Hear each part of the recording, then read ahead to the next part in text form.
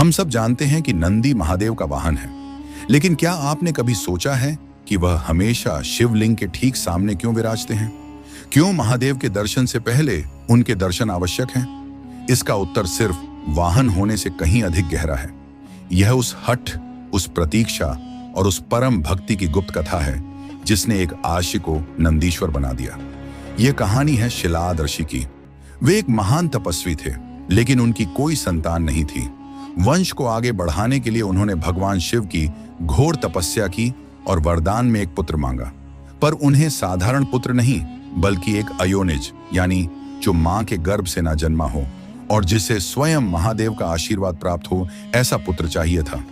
शिव प्रसन्न हुए और शिलाद को पुत्र का वरदान दिया। एक दिन जब शिलाद यज्ञ के संगीत लिए भूमि जोत रहे थे, तो उन्हें धरती से एक बालक मिला जिसका तेज सहस्त्र सूर्यों के समान था। वही बालक नंदी था। शिलाद ने नंदी का पालन पोषण बड़े प्रेम से किया, लेकिन रुकिए, कहानी में एक दुखद मोड़ आने वाला था।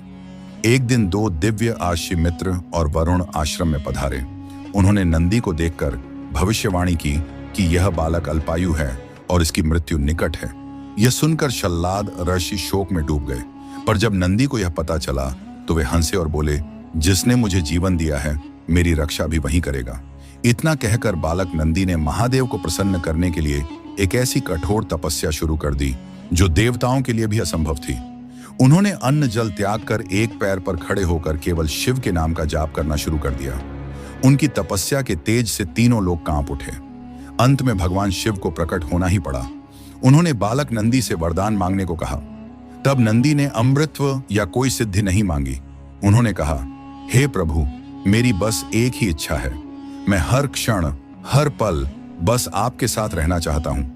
मैं आपके सानिध्य से एक पल भी दूर नहीं होना चाहता। उनकी इस निस्वार्थ भक्ति और अटूट प्रेम को देखकर महादेव द्रवित हो गए। उन्होंने नंदी को न सिर्फ अमृत का वरदान दिया, बल्कि उन्हें बैल का मुख देकर अपने सबसे बड़े गण, अपने सखा और अपने वाहन के रूप में स्वीकार कर लिया। उन्होंने नंदी को वरदान दिया, हे नंदीश्वर, आज से मेरे दर्शन से पहले संसार तुम्हारे दर्शन करेगा। जो भी अपनी मनोकामना तुम्हारे कान में कहेगा, वह प्रार्थना सीधे मुंह तक पहुंचेगी। तुम मेरे और मेरे भक्तों के बीच संगीत की सबसे पवित्र कड़ी बनोगे। इसीलिए आज भी नंदी सिर्फ एक वाहन नहीं, बल्कि प्रतीक्षा, धैर्य और निस्वार्थ भक्ति के प्रतीक हैं, जो हमें सिखाते हैं कि ईश्वर तक पहुंचने का मार्ग केवल समर्पण से ही मिलता है। महादेव के इस परम भक्त के लिए कमेंट्स में ओम नंदीश्वराय नमः अवश्य लिखें।